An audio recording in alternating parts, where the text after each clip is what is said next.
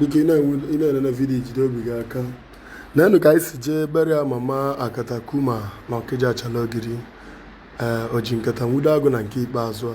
Nekwanụ okwu mere eze nke m. Ọga ndị ọga na MC. Nekwa ebe nwoke na-eme ihe ọma anya. Ọ dịgo ka ọ ya adị. Nekwanụ the soft arrival of Dozidon, the CEO Zara Homes. I say no, you're highly welcome. Ezigbo mmadụ n'ihi ala Ancient Kingdom. Kee maka nekwano the Akatakuma himself, oji nkata nwude agụ na nke ikpeazụ a. The chief monarch, I say kwa gị nnọọ mgbe ịbatasị. Nekwano chief doctor Aronwanteja, ti egwu ọnụ siri okwu, aka siri ike n'egwu nnọọ. Na the soft arrival of Ntiji ọzọ na Ọkịja Chalogiri nnọọ. Ezigbo mmadụ nnọọ. Na the soft arrival of Nnatu, the family doctor. Nnekwana akụ dị n'obi Chukwu, and nwede global. Akụ dị n'obi Chukwu, onwezi ihe ọzọ ya eme. Ọ dịgo ka ọ ya adị. Over is over. Nekwa the soft arrival of ndị be Nneji. Nenu ụzọ Chukwu mepere na Ọkịja Chalogiri. Nekwa ebube Chukwu ụzọ Ọkịja. Nekwanụ ọnwa n'Ogbunike. On the 8th of January, I have done a hearing. I cannot have a shutdown. None of the members of Asia Tigers are shown. No. The members of Asia Tiger worldwide. Chugo Zibere Mono. New soon, come on, I don't know area. Anima Sinagono Yawaronoji. But what the soft arrival of High Chief Ajitome. As you go now, Akupu me Ọkịja. Not the prince himself, no.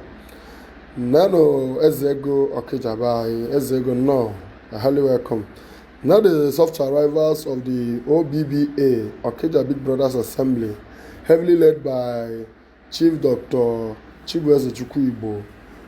Chugo Ọkịja, alụsị ego na nke ikpeazụ a. Onye na-achị Ọkịja isi gị na ụmụnne gị nnọọ. Ọ dịghị easy. Yes, nekwa the arrival of Itego Ọkịja. Itego Chukwu gọziere gị maka yesterday. Now the soft arrival of a big one alongside with Obi Kubana. Yes, ọ dịgo ka ọ ya adị. Nwezi ya ọ eme. Question dị ka ọ ya adị. Mmadụ karị. Anyị akpọcha nwa afa ndị mmadụ. Nekwa the soft arrival of Ozigbo ndụ nke m. Ofu onye nyere m aka mgbe m na-aka afụ. Ana m Chukwu gọzibe gị. Obi Kubana na-ekene oji nkata nwude adịdị Akatakuma the chief monarch. Nekwanụ okwu mere eze ọga mmadụ nchakwa ọga kpatakpata of the ọya bụ onye isi anyị na-eso ya n'azụ. Follow who no road, you get why. Mana eziokwu ka anyị kenekwazie ndị mmadụ maka na ọ sị na m kenekwa ndị mmadụ na ọkwanụ mmadụ ka m bụ. Chukwu gọzikwara gị okwu mere eze. Jenụwarị anyị abịa nọnyekwara gị ka isikwa dị adị bye bye. Ka anyị nabata the ambassador of Igbo culture, the Eze Nzu Ichida, ka anyị na-achọ ka anyị nabata now. Na Eze Nzu na Ichida ka ọ na-abatara onwe ya. No, you are welcome, highly welcome. Eze Nzu Ichida, no, highly welcome. Nekwa ka anyị na-ekene Akụnekwu Anịọcha Egoriensi. Nekwa na Ananaya Sword nke m. Chukwu gọzibere gị Ananaya Sword. Nenugo Chukwu tubere na Ọkịja. No. Ọ dịgo ka ọ ya adị, enweghị ya emezie. Ọ ya ọ kwesịrị ịbụ. Ka anyị kene the Obi Kubana nke m. Luxury Arts. Ọ member Dendromite ka ọ bụ. Nekwanụ the Obai Group na CJ Money na Ọkịja. Nekwanụ the Great Afunwa Ebu Vice anyị na OBBA. Nezenụ enyi na Ọkịja. Nekwanụ Ebu Mayor. Nene Ọfịa Fulego, the CEO God First Logistics. Ọfịa Fulego Ọkịja ọga mmadụ ncha.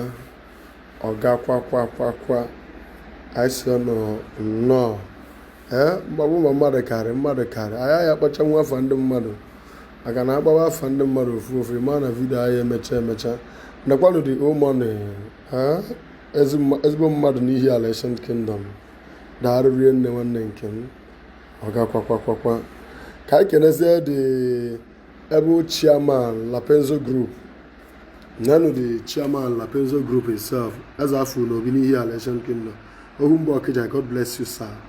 Nekwanụ ikuku ego nke m na-amụwo ikuku ego Ọkịja nwa ka nwa eji amatụ nezienụ ọpụ nepa ọbata ife adị n'ihi ala Ancient Kingdom ọkụ na-enye ife the Jerry Ike ọga mmadụ ncha. God bless you sir. Anyị nwere ike ichefu ihe imeela anyị everyday young ka anyị na-ewishi gị good health, long life and prosperity.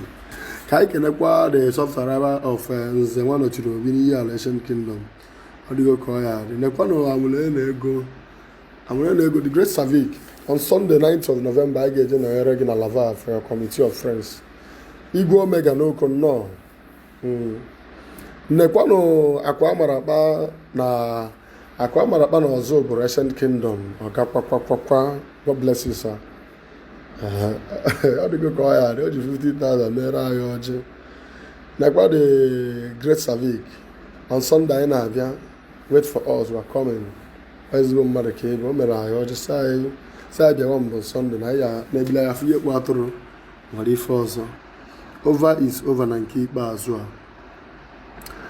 Ka anyị bụrụkwa n'okpe ekene ka anyị jee kene dị egbe igwe Ọkịja ma bụrụ ifeli na Ọkịja achala ogidi alongside with CBN Alhaji Sanusi na ebe ha nọ na-emere ma ọjị sị m na ama abịagobe ha na maya agba n'aka na ọnụ ya o kwesịrị ịbụ ewutezina gị if you can beat us, you join us na ya mekwa ya ka o si eme egbe igwe ya gazibere nenu the CBN ka ọ na-eri ego ka Alhaji Sanusi Ọkịja ọgakwakwakwakwa ezigbo mmadụ.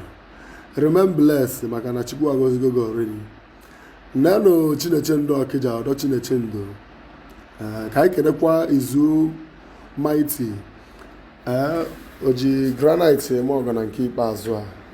Nekwa na ebe mụ na the chief monarch na Katakuma himself enwezi onye na-esi nga onwegoro na-esi ya ji esi ihe na gotabe ha ụha. Over is over ịgba ya dị fim anyị neneche onye ọbụla buru akpa ya na be nwe onye kwuru okwu ọga mmadụ ncha ada esighị ngọ.